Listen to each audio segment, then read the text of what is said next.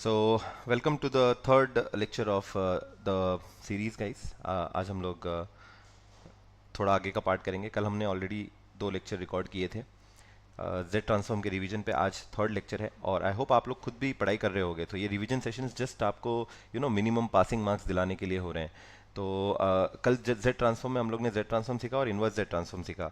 आज हम लोग नेक्स्ट पार्ट देखेंगे जहाँ पे हमें इम्पल्स रिस्पॉन्स निकालना सीखना है। ठीक है, इम्पल्स सिग्नल आप अच्छा इम्पल्स रिस्पॉन्स के बारे में सीखेंगे। So let me start with जो टॉपिक हम लोग करने वाले हैं वो जेड ट्रांसफॉर्म ही है। भले मैं यहाँ पे जेड ट्रांसफॉर्म लिख रहा हूँ बट आपको यहाँ पे जेड भी आना चाहिए और इनवर्स जेड ट्रांसफॉर्म भी आना चाहिए। मतलब आज का अगर आपको सेशन समझना है तो कल के जो लेक्चर्स के वीडियोस हैं वो आपने देखे होने चाहिए। ठीक है, या कल का सेशन आपने अटेंड करा होना चाहिए। अगर आपने कल का सेशन अटेंड किया तो आपको अभी भी समझ में आएगा। ठीक है, तो आज हम लोग जेड का जो बाकी का पार्ट है वो कंप्लीट करेंगे और एफ आई आर और आई आर का जो direct form 1 and direct form 2 है वो वाला टॉपिक भी कवर करेंगे। ठीक है, so let's start with the first one dear students. अगर कहीं पे भी आप लोग को इम्पल्स रिस्पॉन्स ऐसा आ गया, ठीक है, अब रिस्पॉन्स निकालना है मतलब अपने को क्या निकालना है, आउटपुट निकालना है। ठीक है, अच्छा ये सब समझने से पहले ये सब तो बाद में आता है, इम्पल्स रिस्पॉन्स और स्टेप रिस्पॉन्स तो बाद में आता है। पहले तो आपको ये समझ में आना चाहिए कि हमारे पास ये जो एक बॉक्स है ये हमारे पास एक सिस्टम है। ठीक है, इस सिस्टम का एक ट्रांसफर फंक्शन होता है जिसको आप बोलते हो कैपिटल एच ऑफ जेड। मैं ये जेड के टर्म्स में बता रहा हूँ। ओके, उससे भी पहले जाते हैं। हम इसको नॉर्मल एन के फॉर्म में लिखते हैं। तो अगर मैं इसको इन टर्म्स ऑफ एन लिखता हूँ तो यहाँ पे आएगा एच ऑफ एन। ठीक है, सो हमारे पास एक सिस्टम का ये होता है ट्रांसफर फंक्शन जिसको हम लोग प्यार से बोलेंगे एच ऑफ एन। हमारे पास एक इनपुट होता है डियर स्टूडेंट्स। ओके, इस इनपुट को हम लोग बोलते हैं एक्स ऑफ एन और सिस्टम हमें आउटपुट देता है। इस आउटपुट को हम लोग बोलते हैं वाई ऑफ एन।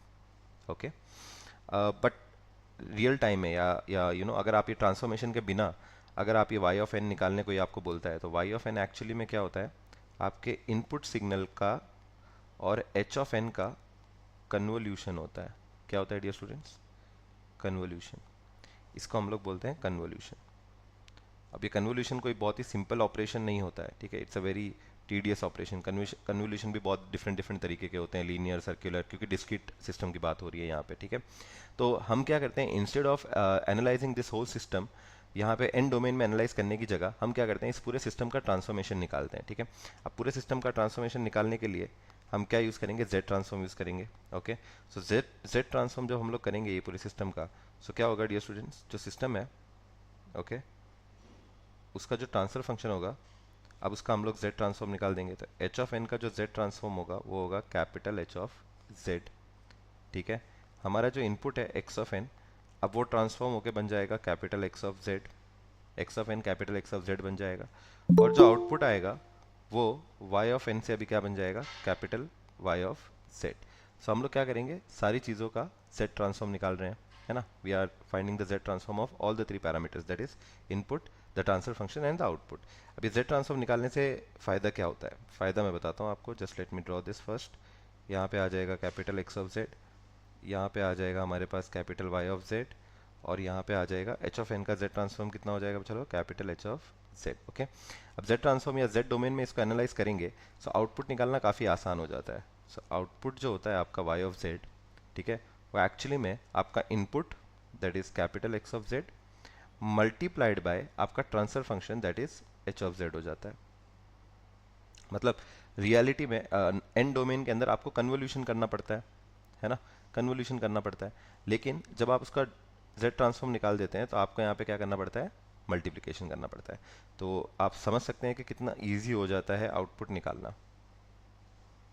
ठीक है, सो हमें यहाँ पे स्ट्रेट फॉरवर्ड सीधा साधा मल्टीप्लिकेशन करना पड़ता है। तो जो हमारे नॉर्मल एन की दुनिया में जो कन्वोल्यूशन हो रहा होता है वो जेड ट्रांसफॉर्म की दुनिया में क्या बन जाता है, मल्टीप्लिकेशन बन जाता है। ठीक है, अच्छा कभी भी आपने यहाँ पे कभी भी आपको बोला है कि इम्पल्स रिस्पॉन्स निकालना है तो पहली बात आप समझ जाइए डियर स्टूडेंट्स, कोई भी सिस्टम का जब आप लोग को रिस्पॉन्स निकालना होता है, कोई भी आपको कह रहा है कि रिस्पॉन्स निकालना है मतलब आपको क्या निकालना है, वाई ऑफ एन निकालना है। ठीक है, सो वाई ऑफ एन को आप रिस्पॉन्स भी बोलते हैं।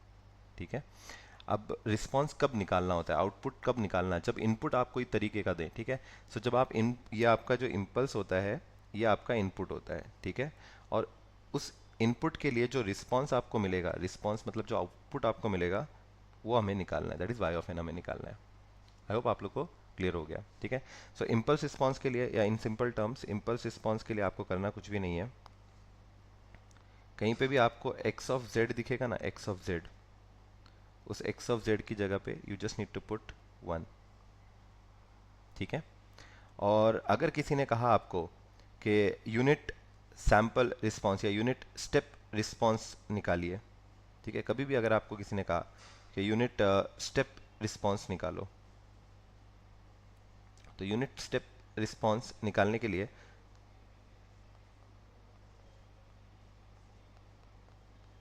आपको कुछ नहीं करना है। जो एक्स ऑफ जेड है, ठीक है, उसकी जगह पे पुट कर देना है z upon z minus one, है ना। ये यू ऑफ एन का, यू ऑफ एन जो याद है कल हमने सीखा था, उसका जेड ट्रांसफॉर्म है। Okay dear students, I hope आप लोग को ये चीज़ याद रहेगी। मोस्टली तो इम्पल्स रिस्पॉन्स निकालने बोला जाता है। इम्पल्स रिस्पॉन्स के लिए आपको एक्स ऑफ जेड की जगह पे क्या पुट कर देना है, एक्स ऑफ जेड पुट कर देना है, ठीक है। यहाँ पे आपको एक डिफरेंस इक्वेशन दिया रहेगा, एक सिस्टम का डिफरेंस इक्वेशन बना के देंगे वो लोग। उस डिफरेंस इक्वेशन का आप लोग को क्या करना है, जेड ट्रांसफॉर्म भी करना है और फिर उसको सिंप्लीफाई करके इनवर्स जेड ट्रांसफॉर्म निकालना है, ठीक है। तो मैं आप लोग के लिए यहाँ पे भी स्टेप्स दे देता हूँ, ये काफ़ी सिंपल स्टेप्स होते हैं। आपको एक डिफरेंस इक्वेशन दिया रहेगा, डिफरेंस इक्वेशन ये अपने पास ऑलरेडी दिया हुआ रहेगा, ओके। हमें करना कुछ नहीं रहता है, हमें इसका z ट्रांसफॉर्म निकालने का, जो भी डिफरेंस इक्वेशन दिया रहेगा उसका आप z ट्रांसफॉर्म निकालोगे, फिर उसको आप सिंप्लीफाई करोगे, सिंप्लीफाई करोगे और जो भी रिक्वायर्ड पुट करना होगा वो करोगे, और फिर फाइनली आप उसका क्या निकाल लोगे, इनवर्स z ट्रांसफॉर्म, ओके। सो 4 स्टेप में ये प्रॉब्लम सॉल्व होंगे और एग्जाम में गारंटीड आने वाला है ये प्रॉब्लम, ओके। सो एग्जाम में गारंटीड आने वाला है आप लोग को प्रॉब्लम, तो आप लोग प्लीज़ ध्यान दीजिए। जैसे सबसे पहले मैं एकदम सिंपल क्वेश्चन के साथ स्टार्ट करता हूँ। क्वेश्चन यहाँ पे कुछ ऐसा दिया हुआ है, determine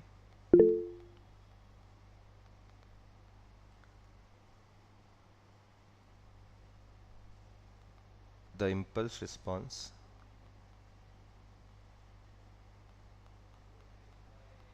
okay of the system या फॉर द सिस्टम। अच्छा, यहाँ पे इम्पल्स रिस्पॉन्स को वो लोग एच ऑफ एन भी बोला है, ठीक है, कोई फर्क नहीं पड़ता। इम्पल्स रिस्पॉन्स निकालना है मतलब आपको क्या करना है, आपको समझ में आना चाहिए। यहाँ पे उसको एच ऑफ एन भी बोलते हैं, इम्पल्स रिस्पॉन्स को वो लोग प्यार से एच ऑफ एन भी बोलते हैं, ठीक है। फॉर मतलब जो ट्रांसफर फंक्शन होता है वही आपका इम्पल्स रिस्पॉन्स होता है इन शॉर्ट, ठीक है। The system described by second order difference equation. आपका ऐसे क्वेश्चन एग्जाम में आने वाले हैं, ठीक है, तो प्लीज़ यहाँ पे आप लोग ध्यान दीजिए। इक्वेशन दिया हुआ है y of n minus 4 times y of n minus 1 plus 4 times y of n minus 2 equal to x of n minus 1, okay. So हमारे पास यहाँ पे एक डिफरेंस इक्वेशन दिया गया है dear students, okay. This is the difference equation और हमें यहाँ पे निकालने बोला है इम्पल्स रिस्पॉन्स। चलो, इम्पल्स रिस्पॉन्स में आप लोग के पास एक डिफरेंशियल इक्वेशन है, आप लोग 4 स्टेप फॉलो करोगे जो हमने ऑलरेडी डिस्कस किया है। डिफरेंस इक्वेशन दिया रहेगा, आप उसका जेड ट्रांसफॉर्म निकालोगे, आप उसको सिंप्लीफाई करोगे और आप उसका क्या निकालोगे, इनवर्स जेड ट्रांसफॉर्म, ठीक है। जेड और इनवर्स जेड ट्रांसफॉर्म हमने कल के लेक्चर में सीखा था dear students. So will start with the solution. यहाँ पे आप लोग लिख सकते हो वी हैव, जो भी आपका डिफरेंस इक्वेशन है वो लिखोगे आप लोग, y of n minus 4 times y of n minus 1 plus 4 times y of n minus 2 equal to x of n minus 1, okay. आपको इसका z ट्रांसफॉर्म निकालना है डियर स्टूडेंट्स। सो हमें यहाँ पे लिखना चाहिए taking z transform we get, okay. अब z ट्रांसफॉर्म तो काफ़ी आसान होता है। जैसे हमारे पास सबसे पहले यहाँ पे y ऑफ n है, ओके, ये y ऑफ n है, और कोई बता सकता है y ऑफ n का z ट्रांसफॉर्म क्या होगा, ये होगा कैपिटल Y ऑफ z, है ना। y ऑफ n का z ट्रांसफॉर्म जो होता है वो होता है capital Y of z। So let me right that here, capital Y of z। Next हमारे पास है -4, सो -4 कांस्टेंट कोएफिशिएंट है तो मैं एज इट इज़ लिख दूंगा। उसके बाद जो आप लोग टर्म देख सकते हो डियर स्टूडेंट्स, यहाँ पे है y ऑफ n-1, है ना। अब ये y ऑफ n-1 जो है, ये आप टाइम शिफ्ट प्रॉपर्टी यूज़ कर सकते हो यहाँ पे, ठीक है। टाइम शिफ्ट प्रॉपर्टी मतलब आप यहाँ पे ऐसा लिख सकते हो y ऑफ n-1 का z transform is z raise to -1, okay, into capital Y of z। कल हमने ये प्रॉपर्टी सीखी थी और ये काफ़ी आसान है, it's very easy. For example y of n-1 है तो मैं आपको एकदम सिंपल टेक्निक बताता हूँ। y ऑफ n- है तो आप लोग y ऑफ z तो लिखोगे ही लिखोगे, ठीक है, और आगे मल्टीप्लाई कर देना z रेस टू n-1 है तो आगे मल्टीप्लाई कर दोगे -1, as simple as that. For example यहाँ पे y ऑफ n-2 है तो इसका z ट्रांसफॉर्म कैसे बनाओगे, y ऑफ z लिखोगे और आगे मल्टीप्लाई कर दोगे z raise to -2, okay. So will start with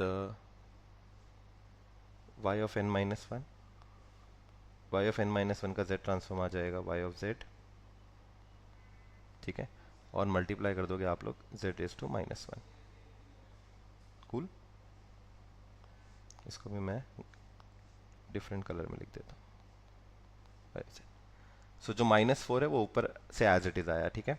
फिर आगे और बढ़ते हैं डियर स्टूडेंट्स, हमारे पास क्या है +4, वो भी हम लोग यहाँ पे एज इट इज़ लिख देंगे, और y ऑफ n-2 का z ट्रांसफॉर्म आएगा, y ऑफ n-2 का z ट्रांसफॉर्म डियर स्टूडेंट्स कैसे आएगा, y ऑफ n-2 का z ट्रांसफॉर्म आप y ऑफ z लिखोगे और मल्टीप्लाई कर दोगे z टू द पावर -2। -2 इसलिए क्योंकि यहाँ पे n-2 है ना। सिमिलरली अगर आप लोग इक्वल टू के राइट साइड पे चेक करते हो डियर स्टूडेंट्स, इक्वल टू के राइट साइड पे हमारे पास क्या है x ऑफ n-1। अब x ऑफ n-1 है तो x ऑफ n-1 का z ट्रांसफॉर्म के लिए कैपिटल X ऑफ z लिखने का, ठीक है, और z रेस टू -1 कर देने का,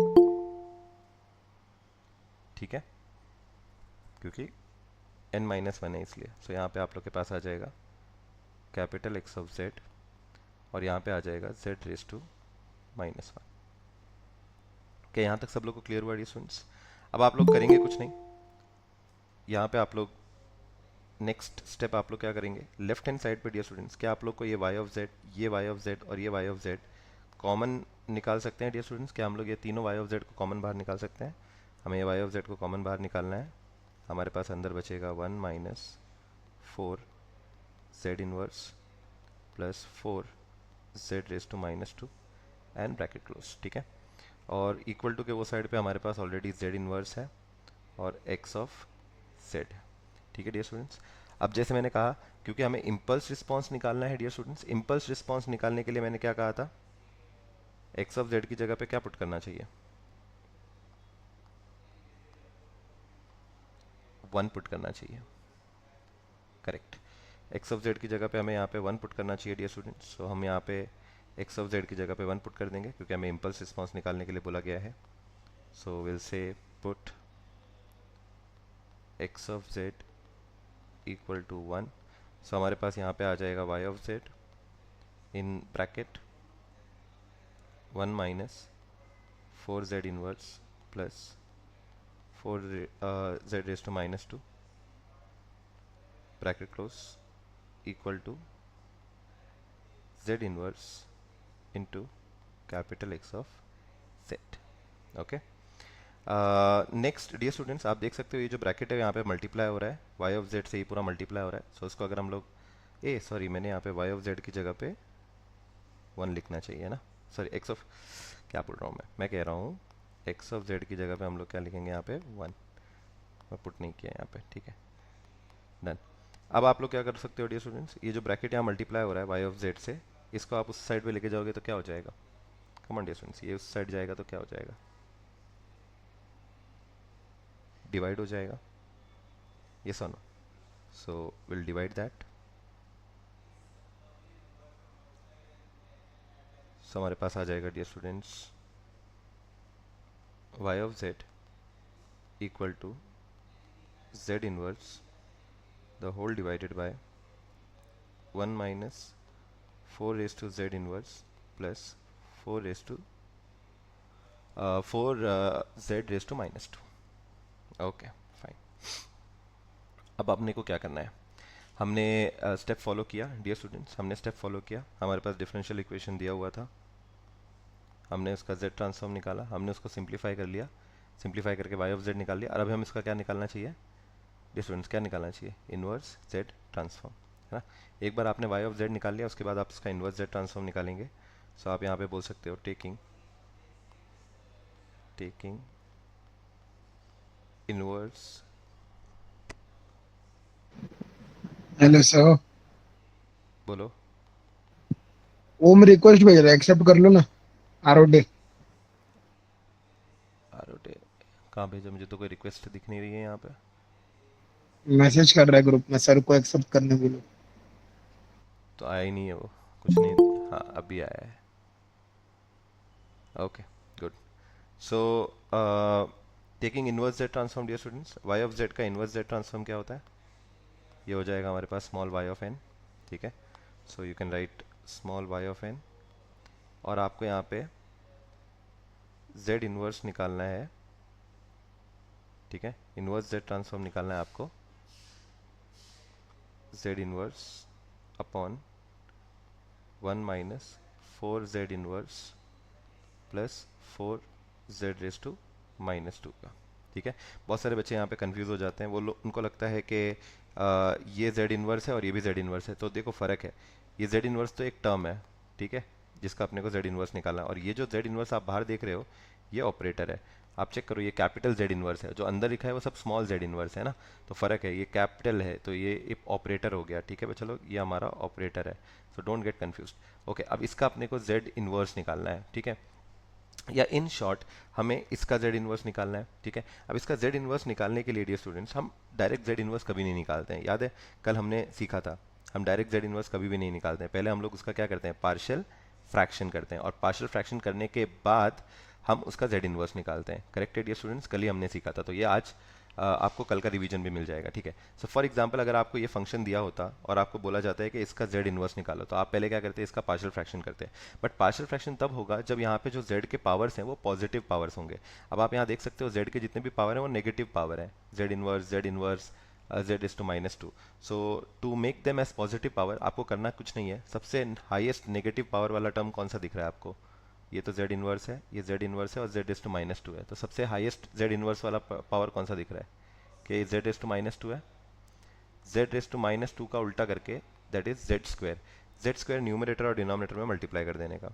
ओके, सो मैं यहाँ पे लिखूंगा multiply numerator and denominator by z²। जब आप इसको z² से मल्टीप्लाई करेंगे, न्यूमरेटर को z² से मल्टीप्लाई करेंगे और डिनोमिनेटर को z² से मल्टीप्लाई करेंगे, तो क्या आएगा वो बता दो बच्चा लोग। यहाँ पे आएगा y of z equal to z inverse the whole divided by 1 - 4 z inverse plus 4 z⁻²। Okay, और हमें यहाँ पे मल्टीप्लाई करना है, न्यूमरेटर में मल्टीप्लाई करना है z² और डिनोमिनेटर में भी मल्टीप्लाई करना है z²। डिनोमिनेटर में जो z² है ये सब टर्म से मल्टीप्लाई हो जाएगा, 1 से, 4 z इनवर्स से और 4 से, और ऊपर का जो ये z² और z⁻1 मल्टीप्लाई हो जाएंगे डियर स्टूडेंट्स, हमारे पास क्या बचेगा, z इनवर्स और z⁻2 मल्टीप्लाई होंगे तो कितना आएगा, laws of indices bro, z inverse into z², तो ये हो जाएगा z⁻1 प्लस 2, तो ये हो जाएगा z⁻1, ठीक है। तो बेसिकली z आ जाएगा हमारे पास यहाँ पे। Okay, the whole divided by, यहाँ पे जब आप 1 को z² से मल्टीप्लाई करोगे you are going to get z² minus 4 की जगह पे 4, z इनवर्स और z² को मल्टीप्लाई करोगे तो अगेन यूल गेट z, और z⁻2 और z⁻2 को आप लोग मल्टीप्लाई करोगे तो क्या आएगा, कम ऑन डियर स्टूडेंट्स, z⁻2 और z² को मल्टीप्लाई करोगे, laws of indices z⁻2 plus 2 हो जाएगा, तो ये हो जाएगा z⁻0, है ना, और z⁻0 1 होता है, so you can directly write it as +4, that's it. Okay, so ये हो गया हमारा y ऑफ z। अब y ऑफ z का आप लोग डायरेक्टली z ट्रांसफॉर्म नहीं निकालते हो, if you remember yesterday session, y of z का हम लोग कभी भी z ये नहीं निकालते हैं, ठीक है। तो हम लोग यहाँ पे क्या करेंगे डियर स्टूडेंट्स, हमें अभी पार्शियल फ्रैक्शन करना चाहिए, बट आप एक चीज़ ऑब्जर्व करो, पार्शियल फ्रैक्शन तो हम लोग तब करेंगे ना जब हम इस डिनोमिनेटर को फैक्टराइज कर पाएंगे। अब इस डिनोमिनेटर का फैक्टर काफ़ी इंटरेस्टिंग है यहाँ पे। इस डिनोमिनेटर का फैक्टर को चेक करो, इस डिनोमिनेटर को आप फैक्टराइज करो, कैलकुलेटर पे आप डाल सकते हो इस डिनोमिनेटर को। इसको अगर आप लोग फैक्टराइज करोगे तो इसका बेसिक आंसर आ जाता है। कैलकुलेटर पे डाल के चेक करो क्या आते हैं इसके आंसर। z की दो वैल्यूज आनी चाहिए, ठीक है। आप इसको कैलकुलेटर में डालो please, Z square minus 4z। मेरे पास कैलकुलेटर है, let me do it for you. X is equal to 2 आया है, एक ही वैल्यू आई sir. Yes. Z-2 Z-1। Are you sure? z-2 और z-1 आ रहा है, आपने यस एकदम सर। सही वैल्यू डाली है। हाँ ओम को तो एक ही वैल्यू आ रही है, आपको दो वैल्यू कैसे आ रही है भाई? गलत मत बताओ प्लीज। सर करेक्ट है। हाँ मैं डाल के देखता हूँ ना। तो यहाँ पे हम लोग मोड, Z = 2 Z = 1 आ रहा है। तो यहाँ पे आ जाएगा हमारे पास 1 -4 और +4।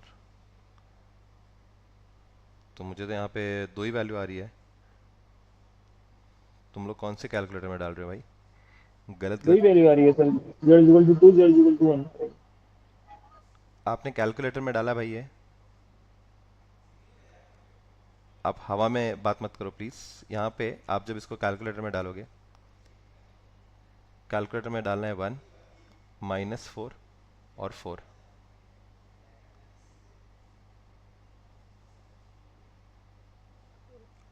और चेक करके बताओ कितनी वैल्यू आ रही है। कैलकुलेटर आपको z की कितनी वैल्यू दे रहा है? सर 2 और 0 2 और 0। 0।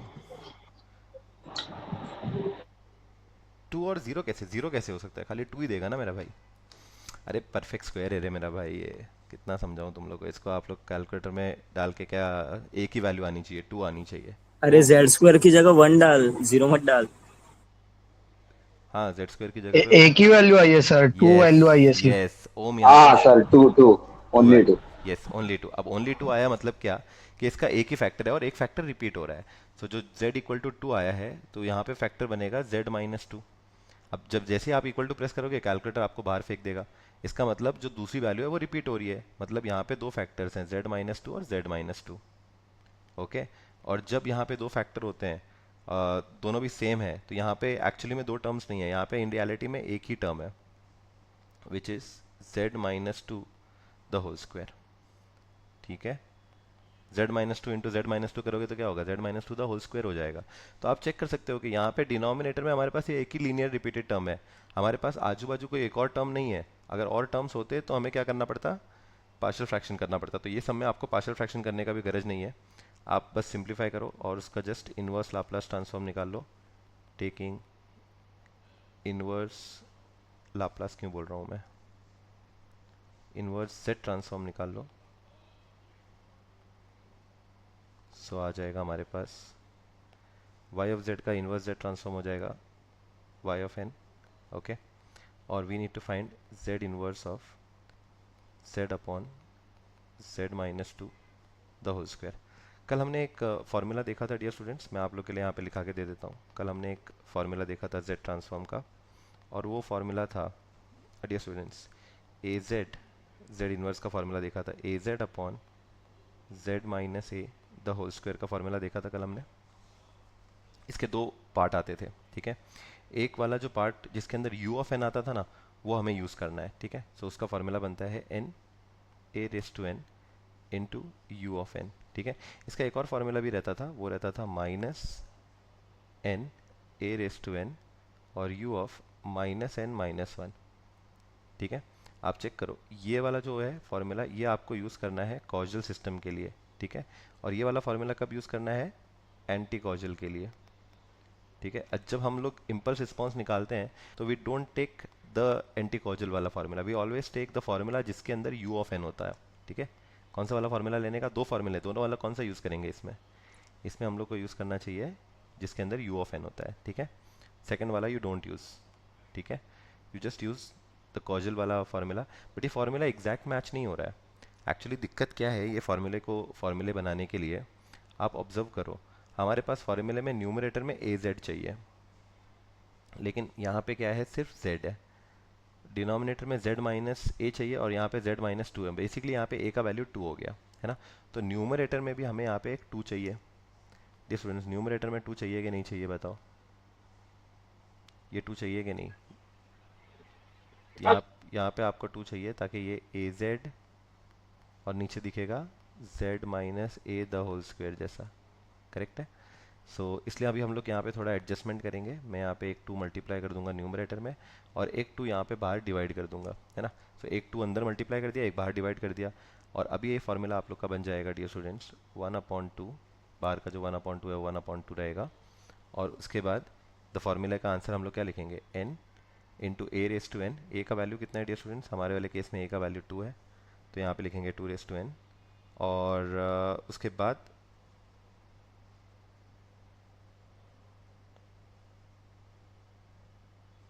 u of n।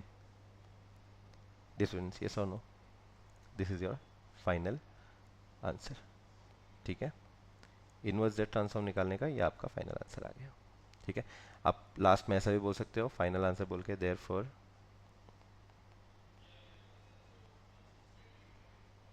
ओहो let me write it again, therefore the impulse response,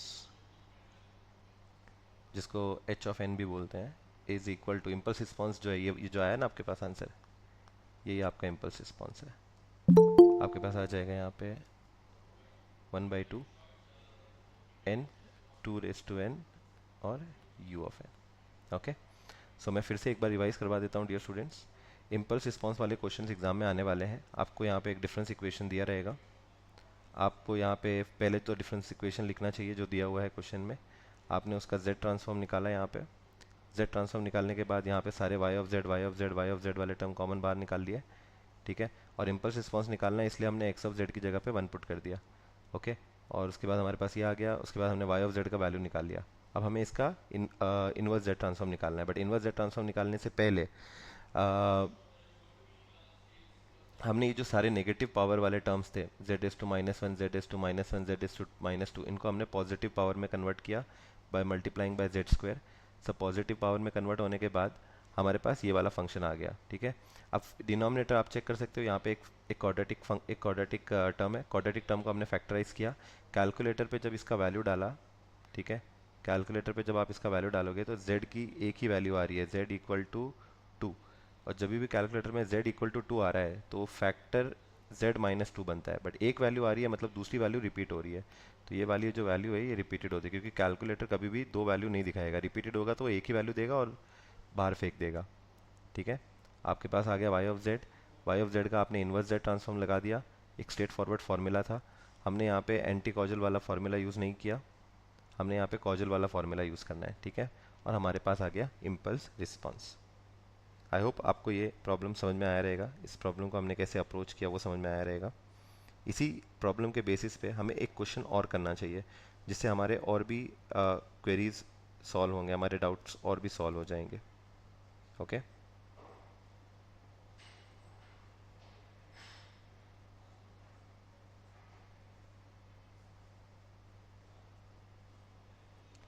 so let's start with the next one. एक क्वेश्चन और आया है। सो एक क्वेश्चन आप लोग ने देखा, अभी हम लोग स्टार्ट कर रहे हैं सेकंड क्वेश्चन। सो दो क्वेश्चंस मैं कराऊंगा, आपको समझ में आ जाएगा। ऐसे सिमिलर क्वेश्चंस आपको और भी प्रैक्टिस करने चाहिए, ठीक है।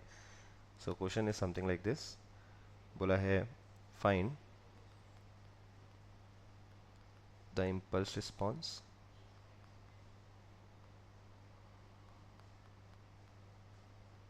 of the system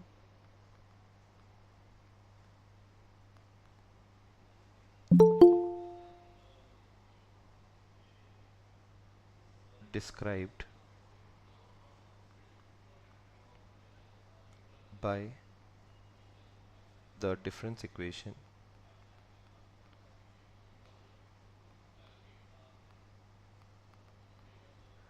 y of n minus 3y of n minus 1 minus 4y of n minus 2 equal to x of n plus 2 times x of n minus 1. Okay, अपने को again similar question है dear students, impulse response निकालने के लिए कहा गया है. We need to find the impulse response. हमारे पास एक डिफरेंस इक्वेशन भी दिया हुआ है, तो हमें कितने स्टेप फॉलो करने हैं डियर स्टूडेंट्स? कितने स्टेप फॉलो करने हैं? 4 स्टेप. डिफरेंस इक्वेशन दिया हुआ है, वेरी गुड. सेकंड स्टेप क्या होगा डियर स्टूडेंट्स? डिफरेंस इक्वेशन तो दिया हुआ है, सेकंड स्टेप क्या होगा? हम लोग z ट्रांसफॉर्म निकालेंगे, ठीक है. उसके बाद फिर हम उसको सिंप्लीफाई करेंगे, ओके. और लास्ट स्टेप क्या निकालेंगे उसका डियर स्टूडेंट्स? क्या निकालेंगे? इनवर्स z ट्रांसफॉर्म, ठीक है. Okay, so let's start with the solution. सबसे पहले जो डिफरेंस इक्वेशन दिया हुआ है वो लिख दो. तो मैं यहाँ पे लिख देता हूँ वी हैव, मैं इतना लिखते नहीं बैठूंगा. Let us copy this and paste. So ये जो डिफरेंस इक्वेशन है वो आप लोग लिख दोगे, ओके. जो भी डिफरेंस इक्वेशन है वो आप लोग लिख दोगे. नेक्स्ट, इस डिफरेंस इक्वेशन का z ट्रांसफॉर्म निकाल देना. सो यहाँ पे लिखना taking z transform we get, okay. कोई बता सकता है हमारे पास y ऑफ n का z ट्रांसफॉर्म क्या आएगा? कोई बता सकता है हमारे पास यहाँ पे y ऑफ n का z ट्रांसफॉर्म क्या आएगा? y ऑफ n का z ट्रांसफॉर्म हो जाएगा capital Y of z. Yes, so यहाँ पे आप लोग लिख दोगे capital Y of z minus 3 की जगह पे 3. सो मैं यहाँ पे 3 की जगह पे 3 लिख रहा हूँ. नेक्स्ट हमारे पास टर्म है यहाँ पे dear students y of n minus 1. y of n minus 1 का ट्रिक मैंने बताया था. y ऑफ n माइनस 1 है तो कैपिटल Y ऑफ z आ जाएगा, और z मल्टीप्लाई कर देने का, उसका पावर में डाल देने का -1, ठीक है. For example y of n minus 2 के लिए आप क्या करोगे? कैपिटल Y ऑफ z लिखोगे और बाहर मल्टीप्लाई कर दोगे z इज टू -2. सो यहाँ पे आ जाएगा हमारे पास y ऑफ z और बाहर मल्टीप्लाई कर देंगे z इज टू -1. ये z इन्वर्स निकाल नहीं रहा हूँ, z is to -1 actually term है, ठीक है. फिर नेक्स्ट हमारे पास है -4, और y ऑफ n माइनस 2 का z इन्वर्स कितना आएगा? कैपिटल Y ऑफ z और z raise to -2 equal to की जगह पे equal to small x of n का z ट्रांसफॉर्म क्या आएगा dear students? Small x of n का z ट्रांसफॉर्म आता है capital X of z. So you'll write that capital X of z. Next plus ये बाहर का जो आप देख रहे हैं 2, ये तो कांस्टेंट कोएफिशिएंट है, तो एज इट इज़ आ जाएगा, इसको कुछ भी नहीं कर सकते हैं. So I will write plus 2, okay. और अभी हमारे पास यहाँ पे x ऑफ n माइनस 1 है, x ऑफ n माइनस 1 है. So how to find the z transform? x of n minus 1 है तो कैपिटल X ऑफ z लिखने का, और n माइनस 1 है इसलिए z रेज टू -1 मल्टीप्लाई कर देने का, ठीक है. सो यहाँ पे आएगा हमारे पास x ऑफ z और बाहर मल्टीप्लाई कर दोगे z raise to -1, okay. Any doubt up till here? कोई डाउट है डियर स्टूडेंट्स? ये z ट्रांसफॉर्म में कोई डाउट है? No sir. गुड. अब आप लोग देख सकते हो लेफ्ट हैंड साइड पे y of z, y of z, y of z है. आप इस सारे y ऑफ z को कॉमन बाहर निकाल सकते हो. So what you are going to get is capital Y of z, और इनसाइड द ब्रैकेट हमारे पास आ जाएगा 1 minus 3z inverse minus 4z raise to -2. And even on the right hand side अगर आप लोग चेक करते हो, यहाँ पे हमारे पास x ऑफ z है और ये भी x ऑफ z है. सो क्या ये आप x ऑफ z और ये x ऑफ z को कॉमन बाहर निकाल सकते हो? Of course you can take it outside. So हमारे पास यहाँ पे आ जाएगा कैपिटल X ऑफ z, और अंदर ब्रैकेट में हमारे पास बचेगा, come on, x of z बाहर चला गया, बचेगा 1 प्लस, और ये है हमारे पास 2z इनवर्स, ओके. नेक्स्ट हमने इम्पल्स रिस्पॉन्स निकालने बोला गया है dear students. We were asked to find the impulse response. तो जब भी इम्पल्स रिस्पॉन्स निकालने बोला जाता है तो हम लोग x ऑफ z की जगह पे क्या पुट करते हैं? एनीवन?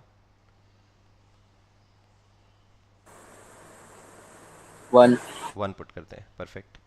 सो हमारे पास यहाँ पे आ जाएगा y of z inside the bracket 1 minus 3z inverse minus 4z inverse, sorry not z inverse, 4 into z is to -2 equal to x of z की जगह पे आप लोग यहाँ पे 1 डाल दोगे. ये x ऑफ z की जगह पे 1 आ गया, और जो ब्रैकेट के अंदर वाला टर्म है वो तो एज इट इज़ रहेगा, that is 1 plus 2z raise to minus 1। Perfect. यहाँ पे ये जो टर्म आप देख सकते हो dear students, y of z से मल्टीप्लाई हो रहा है, उधर जाएगा तो डिवाइड हो जाएगा। So what we are going to get, हमारे पास यहाँ पे आ जाएगा y of z equal to 1 plus 2z inverse the whole divided bye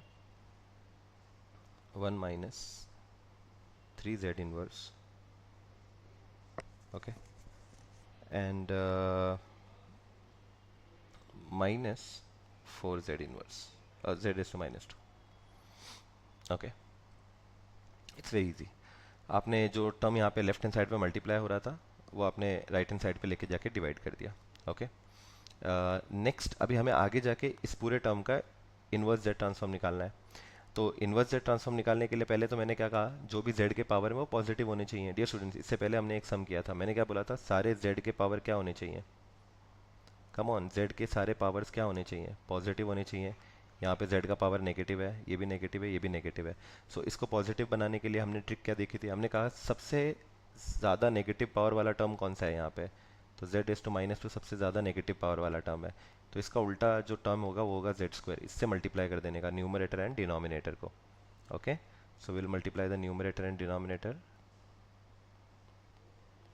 multiply numerator and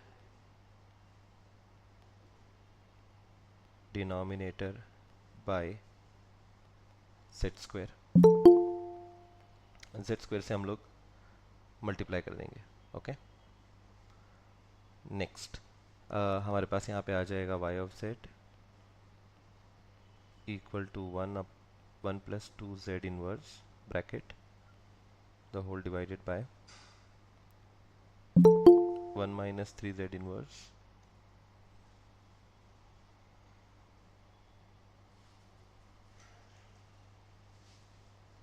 minus 4z raise to minus 2। ये तो मैंने ऊपर से कॉपी कर दिया। अब हमें यहाँ पे z स्क्वायर मल्टीप्लाई करना चाहिए, तो न्यूमरेटर में भी z स्क्वायर मल्टीप्लाई करेंगे और डिनोमिनेटर में भी z स्क्वायर मल्टीप्लाई करेंगे। न्यूमरेटर में जब आप z स्क्वायर मल्टीप्लाई करोगे ये 1 से मल्टीप्लाई होगा और z स्क्वायर 2z इनवर्स से भी मल्टीप्लाई होगा। डिनोमिनेटर में ये 1 जो है z स्क्वायर 1 से मल्टीप्लाई होगा, 3z इनवर्स से मल्टीप्लाई होगा और z रेज टू माइनस 2 से मल्टीप्लाई होगा।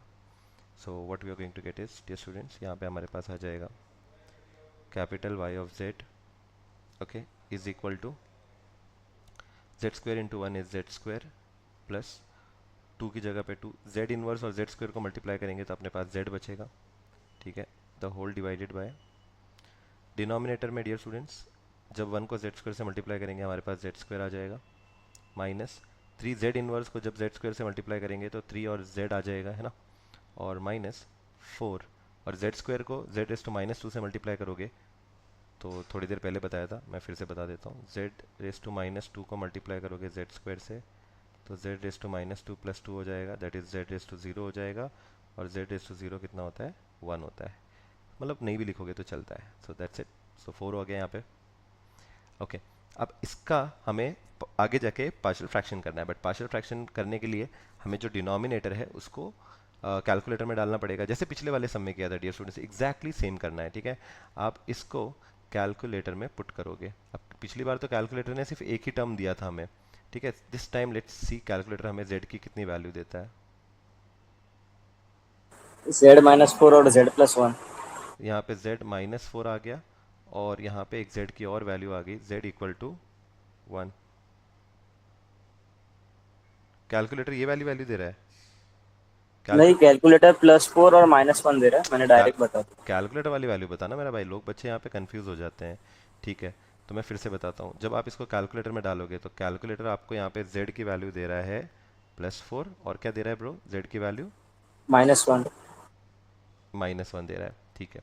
तो जब z इक्वल टू +4 रहता है तो फैक्टर क्या बनता है, z -4 बनता है ना, ये आप सबको पता है। और z इक्वल टू -1 आंसर है तो फैक्टर बनेगा z +1, वो अपोजिट कर देते हैं, उतना ही करते हैं ना।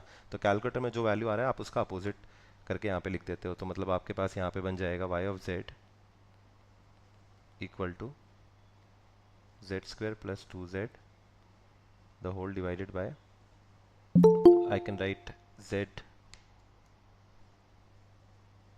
-4 क्योंकि वहाँ पे +4 आया था, और z +1 क्योंकि वहाँ पे z की जगह पे -1 आया था। मैं जस्ट आपके हिंट के लिए दे देता हूँ, यहाँ पे हिंट दे देता हूँ।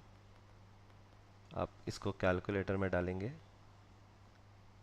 ठीक है, और कैलकुलेटर आपको दो वैल्यू देता है। यहाँ पे एक वैल्यू देगा आपको +4 और कैलकुलेटर एक और वैल्यू देगा -1, और उसे आप फैक्टर बना के लिख देंगे, ठीक है। अब हमें इसका पार्शियल फ्रैक्शन करना चाहिए, क्योंकि पिछले वाले केस में तो सेम फैक्टर बन रहे थे तो पार्शियल फ्रैक्शन नहीं करना पड़ा, लेकिन ये वाले केस में तो अभी हमारे पास डिनोमिनेटर में दो फैक्टर है ना, तो हमें इसका पार्शियल फ्रैक्शन करना चाहिए। Dear students, remember one thing, partial fraction y of z का करेंगे कि y of z upon z का करते हैं। कल ही मैंने बताया था, partial fraction inverse z transform में जब भी आप पार्शियल फ्रैक्शन करते हो तो आप y ऑफ z या x ऑफ z का नहीं करते हो, आप क्या करते हो, दोनों साइड पे, डियर स्टूडेंट्स, दोनों साइड पे पहले z डिवाइड करने का, dividing both sides by z। So हमारे पास यहाँ पे आ जाएगा y of z equal to z² plus 2z the whole divided by z -4 and z plus 1। दोनों साइड पर z डिवाइड करना है, मतलब y ऑफ z से भी z डिवाइड कर देंगे, और यहाँ पे भी क्या डिवाइड कर देंगे, चलो z। So we have divided both the sides by z। क्या ये स्टेप सब लोगों को क्लियर हुआ? अब हमें इसका पार्शियल सर फ्रैक्शन क्यों करना है। z से क्यों डिवाइड करने का रहता है? कल का लेक्चर आपने नहीं देखा ओम, मैंने रिकॉर्डिंग नहीं भेजी है, नहीं। तो आप देख लो, क्योंकि जब हम z ट्रांसफॉर्म में करते हैं, इनवर्स z ट्रांसफॉर्म करते हैं, तो दोनों साइड से z डिवाइड करना होता है ब्रो, क्योंकि हम हमेशा partial fraction y of z upon z का करेंगे, ठीक है। सो करना पड़ेगा, ओके। ठीक है। तो अभी हमें क्या करना है, इसका पार्शियल फ्रैक्शन करना है राइट साइड का। बट राइट साइड पे एक चीज़ हो रही है, एक्चुअली बहुत सारे लोग हैं ना, इस चीज़ को ऑब्जर्व नहीं कर पाते हैं, ठीक है। राइट साइड पे आप ऑब्जर्व करो, न्यूमरेटर में क्या मैं z कॉमन बाहर निकाल सकता हूँ? न्यूमरेटर में एक z² है और एक z है, ये स्टूडेंट्स, ये सर नो, तो एक z कॉमन बाहर निकाल सकता हूँ, और अंदर क्या बचेगा हमारे पास, z प्लस 2 बचेगा, करेक्ट है, डिवाइडेड बाय, यहाँ पे हमारे पास क्या है, z -4 और z प्लस 1। ये एक्चुअली बहुत सारे लोग ये मिस कर देते हैं।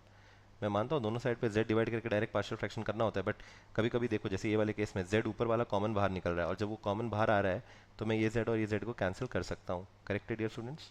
सो इन दिस केस हमारे पास यहाँ पे y of z upon z का जो वैल्यू आएगा, z plus 2 the whole divided by z -4 और z प्लस 1 आ जाएगा, ठीक है। यूजुअली आप लोग डायरेक्ट पार्शियल फ्रैक्शन करते हैं, बट यहाँ पे z कॉमन बाहर निकल के कट हो रहा था, तो फिर तो बेसिकली पार्शियल फ्रैक्शन का भी रूल है कि पहले आप सिंप्लीफाई कर लो, जो कैंसिल हो रहा है वो कैंसिल कर लो, उसके बाद पार्शियल फ्रैक्शन करते हैं, ठीक है। अब यहाँ पे वो z कॉमन निकल रहा था ऊपर, मैंने कॉमन बाहर निकाला और कैंसिल आउट कर दिया। अब हम इसका पार्शियल फ्रैक्शन कर सकते हैं। इसका अभी हमें क्या करना चाहिए, पार्शियल फ्रैक्शन। सो ये पार्शियल फ्रैक्शन तो आपको आएगा डियर स्टूडेंट्स, बताइए। हम लोग यहाँ पे लिखेंगे therefore by using partial fraction, हम partial fraction यूज करके z plus 2 the whole divided by z -4 और z प्लस 1 को दो पार्ट में डिवाइड कर सकते हैं, that is a upon z -4 and b upon z plus 1, okay. अब उसके बाद आप लोग को स्टेप्स पता है, आप ये डिनोमिनेटर उठाते हो, उसको राइट साइड पे लेके जाके मल्टीप्लाई करोगे दोनों साइड, दोनों भी टर्म से। So you are going to get z plus 2 जो इधर बच जाएगा, और ये डिनोमिनेटर आप उधर लेके जाओगे तो आपके पास आ जाएगा z -4 z plus 1। This you are going to multiply with a upon z -4, next plus यही डिनोमिनेटर आगे जाके दूसरे वाले टर्म से मल्टीप्लाई होगा, दैट इज z -4 और z प्लस 1, ये मल्टीप्लाई होगा b अपॉन z प्लस 1 से, okay. You take the denominator here, take it on both the side, multiply. अब कुछ कैंसिलेशन हो रहा है तो कैंसिलेशन कर दो, दैट इज z -4 और z -4 कैंसिल हो रहा है, यहाँ पे z प्लस 1 कैंसिल हो रहा है। सो हमारे पास यहाँ पे एक इक्वेशन बन जाएगा dear students, z plus 2 equal to z plus 1। ये एकदम स्टैंडर्ड अप्रोच बता रहा हूँ मैं आपको पार्शियल फ्रैक्शन का, कहीं पे भी अप्लाई होता है ये अप्रोच, ठीक है। z -4 मल्टीप्लाइड बाय b, यह बन गया आपका मेन इक्वेशन। डिनोमिनेटर को उठाने का लेफ्ट हैंड साइड से, उसको राइट हैंड साइड पे लेके जाके मल्टीप्लाई कर देने का, ठीक है। And this becomes your equation number 1, let's say इसको बोलते हैं इक्वेशन नंबर 1। अब इस इक्वेशन के अंदर आपको अलग अलग z का वैल्यू पुट करना चाहिए, ठीक है। So for the start can I take the best value के लिए मैंने बताया था आप अपने पार्शियल फ्रैक्शन पे जाओ, जो z-4 है, z-4 है तो बेस्ट वैल्यू जो आएगी वो होगी +4, एज सिंपल एज दैट, उल्टा वैल्यू। तो z की यहाँ पे हम लोग क्या पुट करेंगे, z इक्वल टू 4 पुट करेंगे। So what we are going to get, we are going to put z equal to 4 in equation 1, ठीक है। तो हमारे पास आ जाएगा 4 + 2 इक्वल टू 4 + 1 इंटू a, और यहाँ पे जब आप z की जगह पे -4 डालोगे, +4 डालोगे और -4 आएगा तो यहाँ पे आ जाएगा -4 + 4 0 हो जाएगा ना, तो ये टर्म पूरा डायरेक्टली 0 हो जाएगा। So what you going to get is 6 equal to 5a, और ये 5 यहाँ मल्टीप्लाई हो रहा है a से तो वहाँ जाएगा तो डिवाइड हो जाएगा। So what you going to get is 6/5, okay, equal to a। या बेसिकली आपका a का वैल्यू 6/5 आ गया। Any doubt dear students, a का वैल्यू कैसे आया, कोई डाउट है? नेक्स्ट हमें क्या करना है, अनदर बेस्ट वैल्यू पुट करनी चाहिए। नेक्स्ट बेस्ट वैल्यू के लिए आप लोग क्या करोगे, सेम पार्शियल फ्रैक्शन में ऊपर जाओगे, यहाँ पे z+1 है, अब z+1 टर्म है तो z की बेस्ट वैल्यू क्या होगी, -1 है ना। अगर यहाँ +1 है तो आपकी बेस्ट वैल्यू होती है -1। जैसे पहले -4 थी तो हमने z की जगह पे +4 डाला था, उल्टा वैल्यू डाला था, तो z+1 है तो इसका उल्टा वैल्यू क्या आएगा, -1। सो अगर आपने मेरे लेक्चर्स अटेंड किए रहेंगे तो आपको ये पता होना चाहिए, ठीक है। तो z इक्वल टू हम लोग पुट करेंगे -1।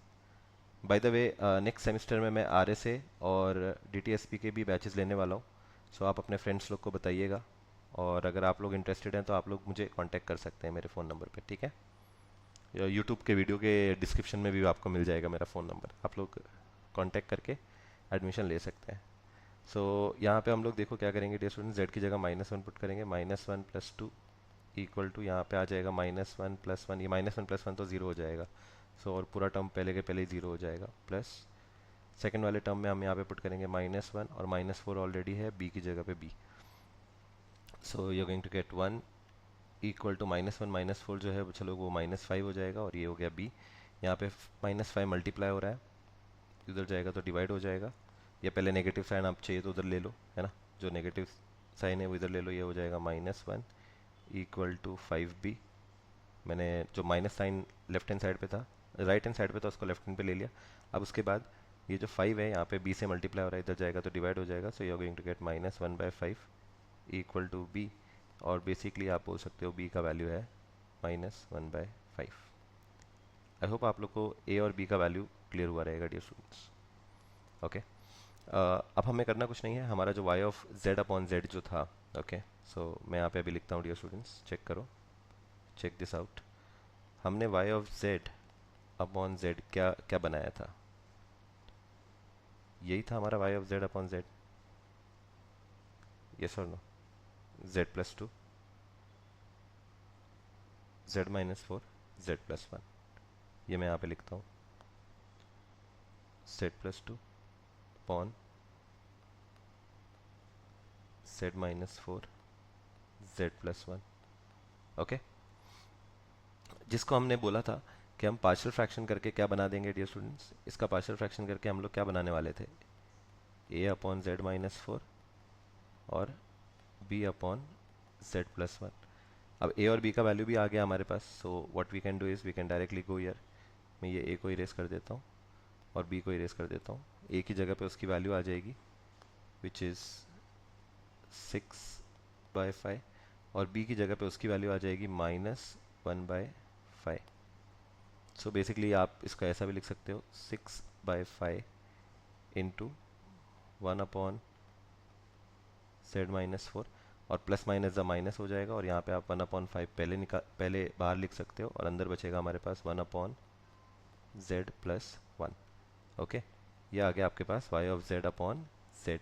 अब z अपना जो यहाँ पे डिवाइड हो रहा है डियर स्टूडेंट, इसको वापस उठाओ और उसको राइट हैंड साइड पे लेके चले जाओ प्लीज़। सो हमारे पास यहाँ पे बन जाएगा y/z, ओके, इक्वल टू 6/5, ये z यहाँ पे जाएगा मल्टीप्लाई होएगा तो हमारे पास बचेगा z अपॉन z माइनस 4 और माइनस 1/5 और यहाँ पे आ जाएगा z अपॉन z प्लस 1। याद है मैंने कल बताया था कल के लेक्चर में कि z ट्रांसफॉर्म में कभी भी डिनोमिनेटर में, डियर स्टूडेंट्स, डिनोमिनेटर में z प्लस 1 वाला प्लस वाला टर्म चाहिए ही नहीं, तो इसको पहले माइनस में कन्वर्ट कर दो। ठीक है, माइनस में कन्वर्ट करना है मतलब कुछ नहीं, आप ऐसा लिख सकते हो ना, y of z equal to 6/5। First वाले टर्म में तो कुछ भी नहीं होगा क्योंकि ऑलरेडी यहाँ पे माइनस है, z माइनस 4 है ना, तो उसमें तो कुछ नहीं होगा। फिर माइनस 1/5 में भी कोई प्रॉब्लम नहीं है। z अपॉन ये z प्लस 1 में प्रॉब्लम है हमारे को, क्योंकि इसको हम ऐसा भी लिख सकते हैं z माइनस 1 लिख सकते हैं ना। अब इसको लिखने का रीज़न क्या है, इसको लिखने का रीज़न ये है कि कल हमने फार्मूला देखा था, what is the z inverse of, dear students मैं बताता हूँ प्लीज़, कल हमने एक फार्मूला देखा था z inverse of z upon z minus a का फार्मूला देखा था। इसका फार्मूला था a raise to n u of n, और तो और इसका एक और फार्मूला भी था, अच्छा लोग इसका फार्मूला एक और फार्मूला भी था, minus a raise to n u of minus n minus 1, yes और नो। अब ऊपर वाला जो फार्मूला आप देख रहे हो ये कॉजल के लिए होता है, जैसे मैंने थोड़ी देर पहले बताया, जहाँ पे u ऑफ n आ गया वो कॉजल हो गया, जहाँ पे u of minus n minus 1 आ गया वो एंटी कॉजल हो गया। ठीक है, और जो भी रिस्पॉन्स वाले सम होते हैं उसमें कभी भी एंटी कॉजल हम लोग नहीं लेते हैं, रिस्पॉन्स वाले सम में कभी भी एंटी कॉजल वाला फॉर्मूला यूज़ नहीं करने का। तो कौन सा वाला यूज़ करने का, कॉजल वाला यूज़ करने का। ओके, सो हमारे पास फार्मूला है, जस्ट आप लोग वैल्यू पुट कर दोगे तो यहाँ पे हम लोग लिखेंगे टेकिंग इनवर्स, इसको अलग कलर में लिखता हूँ, let me write it in different colour. यहाँ पे लिखते हैं taking inverse z transform, come on dear students, inverse z transform निकालोगे, y ऑफ z का इनवर्स z ट्रांसफॉर्म क्या बनेगा, y ऑफ n बनेगा, 6/5 तो एज इट इज़ रहेगा, z अपॉन z माइनस 4, यहाँ पे आपका a का वैल्यू क्या है, a का वैल्यू यहाँ पे आपके पास 4 है ना, z अपॉन z माइनस 4 है तो माइनस छोड़ दो, a का वैल्यू 4 हो गया, तो हमारे पास यहाँ पे बचेगा बच्चा लोग, मतलब यहाँ पे फॉर्मूला बनेगा 4 raise to n okay into u of n, यही फार्मूला था, कल ही देखा था, एंड देन माइनस 1/5 और z अपॉन z माइनस 1, तो यहाँ पे a का वैल्यू कितना है डियर स्टूडेंट्स, a का वैल्यू -1 है। ठीक है, तो यहाँ पे फार्मूला बनेगा -1 raise to n into u of n, so this becomes your final answer. या आप लास्ट में ऐसा भी लिख सकते हो, हेंस फाइनल आंसर आप ऐसा भी लिख सकते हो, देयरफॉर